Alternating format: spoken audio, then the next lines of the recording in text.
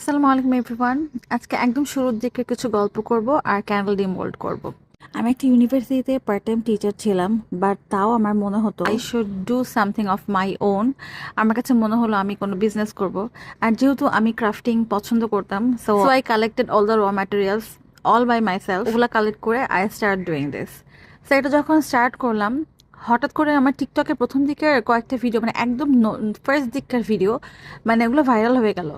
99K, 120K। So একদম start করার সাথে সাথে এইরকম ভিউজ দেখে না আমি একদম অবাক হয়ে যাই যে আসলে কি মানুষ এত পছন্দ করে। এবং I started getting orders that time. So তখন তো খুব ভালো লাগছিল। করতে করতে প্রায় 7-8 মাস ভালো মতো বিজনেস করার পরে I had to take a break, because Allah has blessed me with a baby.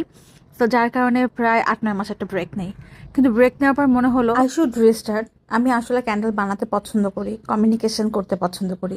ছেলেকে সামলে তাকে ঘুমে দিয়ে এই ক্যান্ডেলগুলো বানাই এবং এগুলো ডিমোল্ড করি এবং সেগুলোর ভিডিও বানিয়ে কন্টেন্ট পোস্ট করি। Thank you so much to those people যারা আমাকে সবসময় এই বিজনেস করার জন্য সাপোর্ট করেছে।